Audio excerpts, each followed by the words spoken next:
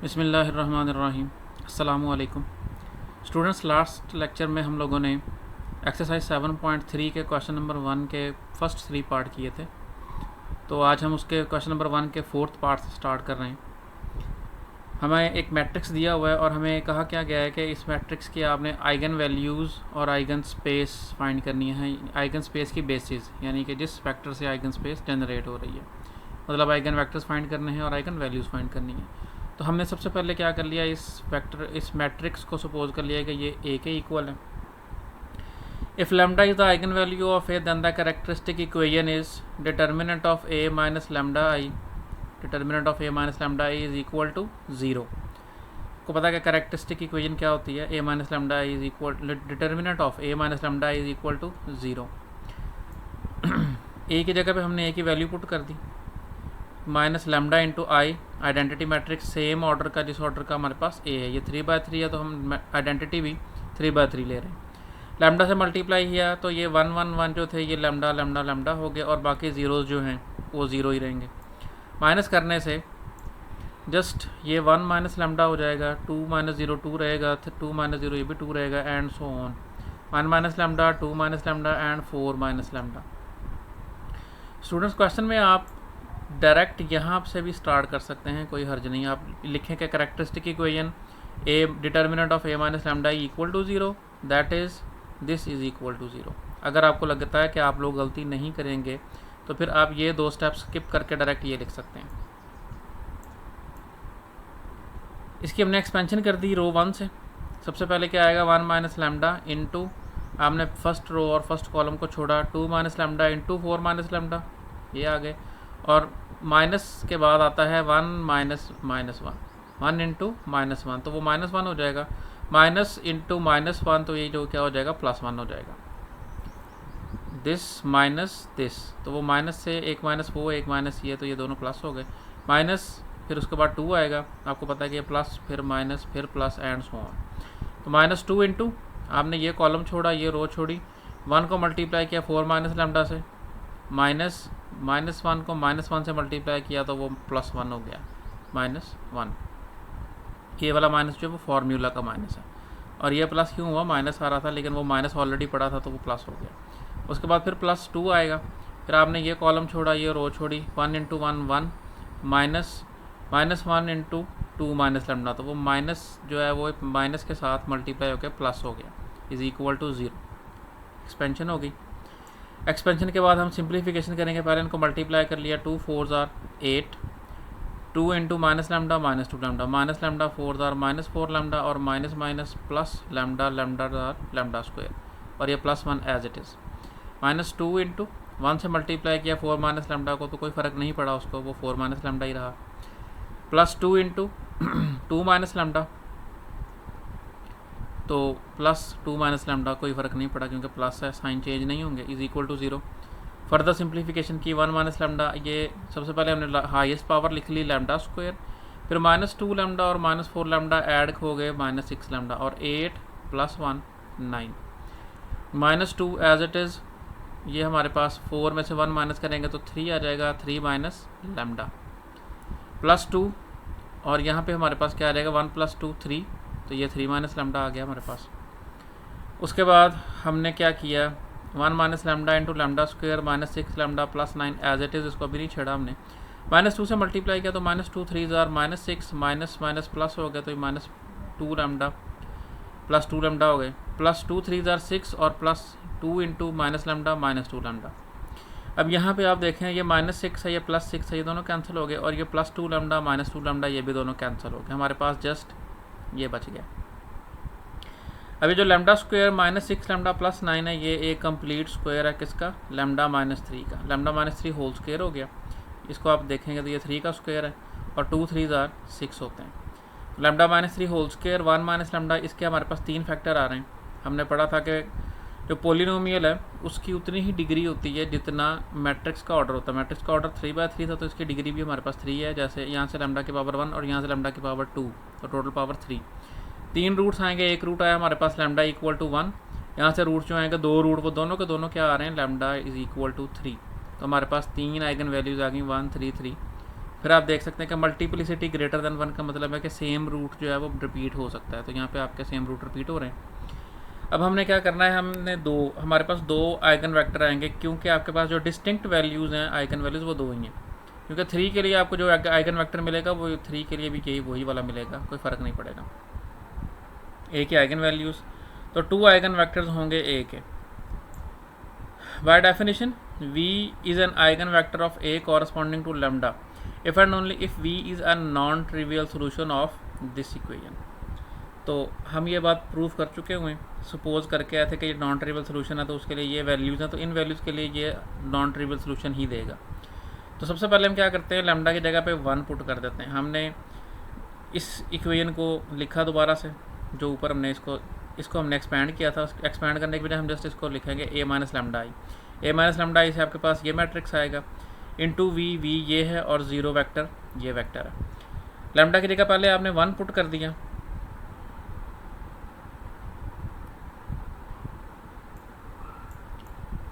तो 1 पुट करने से ये हमारे पास ये वाला मैट्रिक्स आ गया।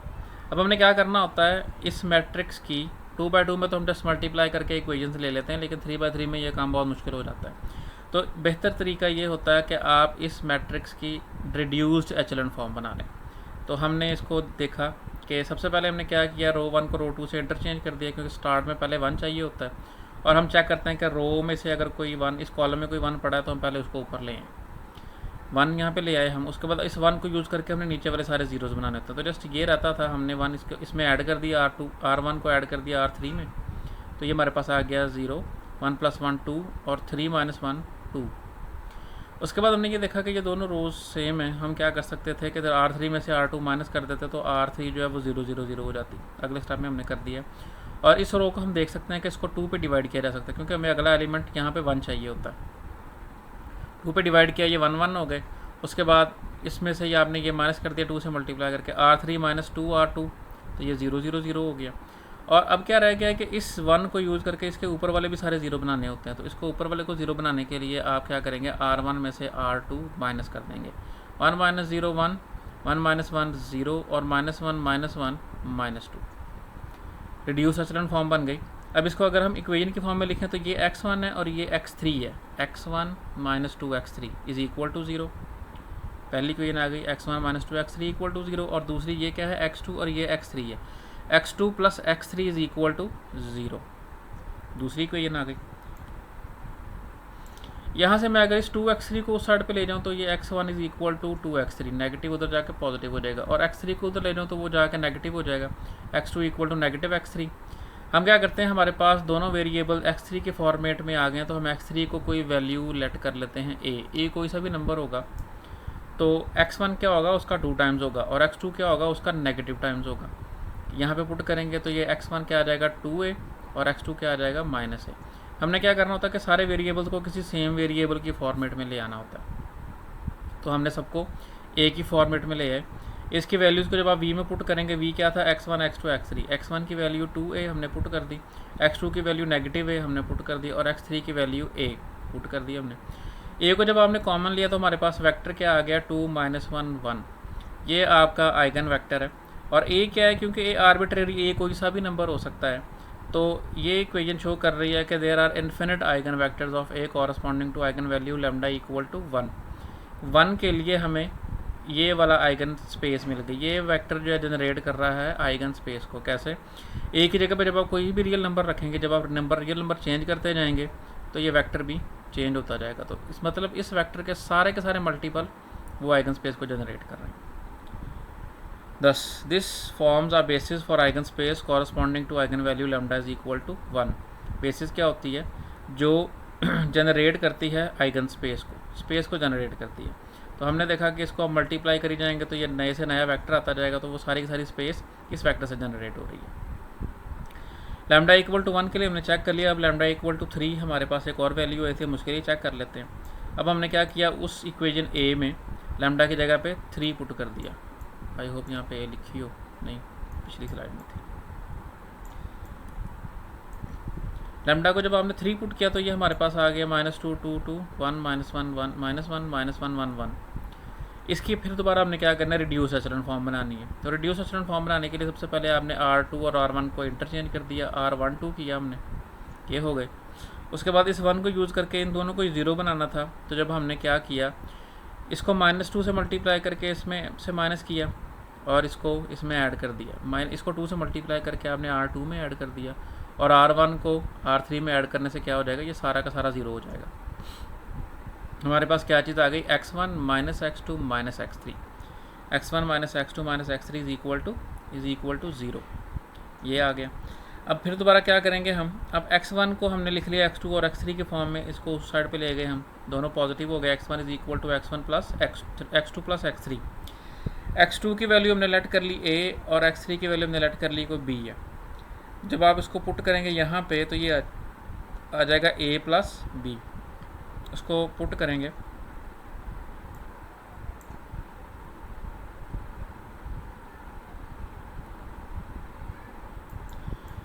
v में। जब हमने वैल्यूज़ पुट की हैं x1 x2 x3 के, तो x1 आया था a प्लस b, x2 आया था a और x3 आया था b। इसको हम लिख सकते हैं यहाँ पे, अब हमें यहाँ पे नज़र आ रहा है a है तो b नहीं है, मतलब b की जगह पे 0 है, यहाँ पे b है a नहीं है, a की जगह पे 0 है। क्या करना होता है, आपने एक वेक्टर को a की फॉर्मेट में अलग करना होता है और एक को b के फॉर्मेट में अलग करना होता है ताकि हम कॉमन ले सकें। तो ये हमारे पास a plus b, a plus 0, 0 plus b। तो पहला वेक्टर जो हमारे पास आ रहा है वो क्या आ रहा है, a 0 और दूसरा आ रहा है b 0 b, ये आ गया। पहले वाले में से आपने a कॉमन ले लिया तो हमारे पास ये बचेगा 1 1 0, दूसरे में से आपने b कॉमन ले लिया तो वो आ गया 1 0 1, ये हमारे पास सेकंड इक्वेशन है। a और b आर्बिट्रेरी हैं चूँकि, तो ये 2 जो है उस क्या शो कर रही है कि ये इन्फिनिट मैनी वेक्टर्स होंगे, infinite many eigen vectors of A corresponding to eigen value lambda is equal to 3। और ये दोनों वेक्टर्स जो हैं वो लीनियरली इंडिपेंडेंट भी हैं, कि सिर्फ आप इन दोनों को 0 से मल्टीप्लाई करके ऐड करेंगे तो 0 0 0 आएगा, अदरवाइज़ कोई ऐसे नंबर एग्जिस्ट नहीं करते जिनको इन दोनों से मल्टीप्लाई करें और ऐड करें तो 0 आ जाए, चाहे ए बी सेम हो चाहे ए बी डिफरेंट हो, ये कभी भी 0 0 नहीं आएगा अनलेस ए और बी दोनों 0 हो जाएं, तो फिर हम कहते हैं कि ये लीनियरली इंडिपेंडेंट है। सो ये क्या है, बेसिस है, क्योंकि ये जनरेट भी कर रहे हैं और लीनियरली इंडिपेंडेंट भी हैं, मतलब स्पैन भी कर रहे हैं, लीनियरली इंडिपेंडेंट भी हैं। तो यही दो कंडीशन होती हैं बेसिस बनाने के लिए। तो ये बेसिस है आइगन स्पेस की जिसका आइगन वैल्यू थी लैम्डा इक्वल टू 3। क्वेश्चन इसका 4th पार्ट कंप्लीट हो गया। इसी क्वेश्चन का 5th पार्ट देखें, सेम लाइंस पे हमारे पास वेक्टर मैट्रिक्स दिया हुआ है, इसको हमने लेट कर लिया कि वो ए मैट्रिक्स है। उसकी हमने क्या करना है, कैरेक्टरिस्टिक इक्वेशन लिखनी है, वो क्या होती है, determinant of a minus lambda I is equal to 0।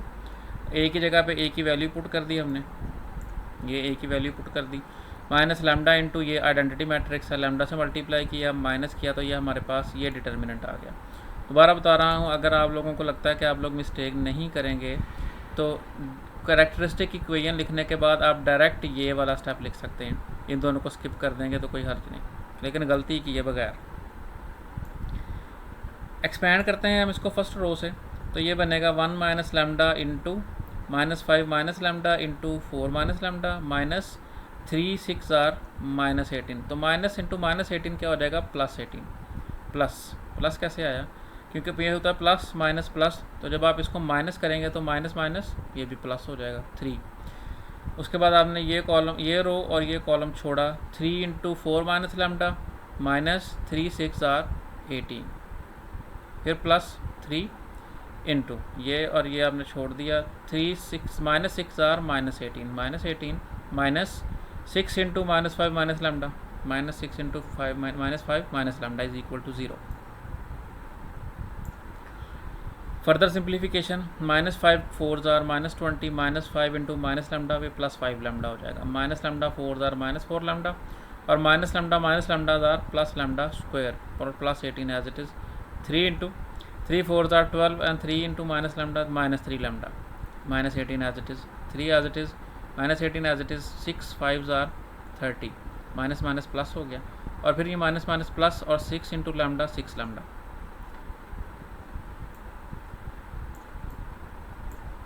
Next हमने यहाँ पे क्या किया, सबसे पहले लैम्डा स्क्वायर लिख लिया हाईएस्ट पावर, 5 में लैम्डा में से 4 लैम्डा माइनस कर दिए तो ये +1 लैम्डा और -20 +18 तो ये -2 बच गए, 3 एज इट इज़, ये -3 लैम्डा और 12 में से जब आप 18 माइनस करेंगे तो -6 आएंगे। सिमिलरली 3 एज इट इज़ और 30 में से 18 माइनस किया हमने तो 12 बचे और 6 लैम्डा एज इट इज़। उसके बाद हमने क्या किया, इसको फिर मल्टीप्लाई कर दिया, 1 से मल्टीप्लाई किया तो ये lambda square lambda minus 2 as it is आ जाएंगे। 1 into lambda square lambda into 1 lambda and -2 into 1 -2। उसके बाद जब आप माइनस लैम्डा से मल्टीप्लाई करेंगे तो minus lambda into lambda square lambda cube हो गया, minus lambda into lambda lambda square minus lambda square और minus lambda into -2 minus plus 2 lambda. 3 3s are -9 lambda and 3 6 are -18, 3 6 are 18 lambda and 3 12s are 36 is equal to 0।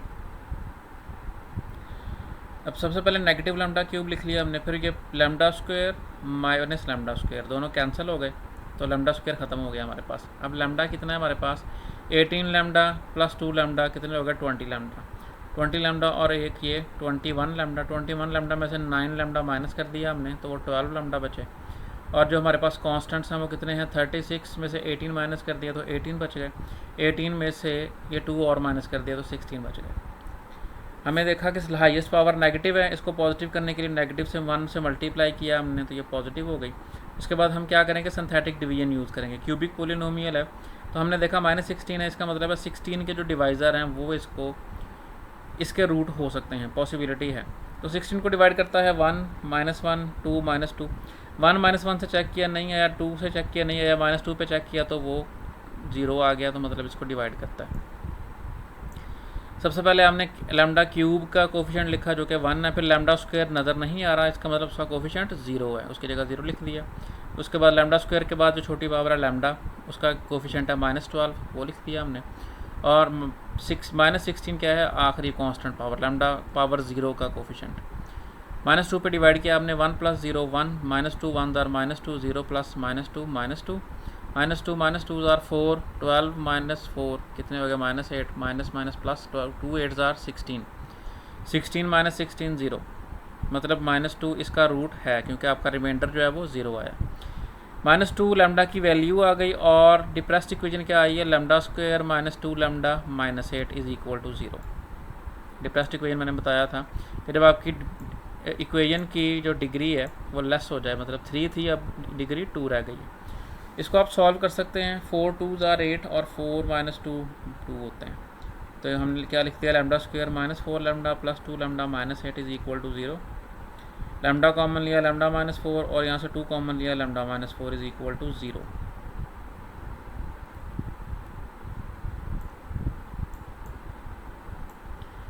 तो हमारे पास equation आ गई lambda + 2 into lambda -4 is equal to 0। Lambda की value क्या आ गई -2 4, और इससे पहले जब हम सिंथेटिक डिवीजन की थी तो एक -2 वहाँ से आया था हमारे पास।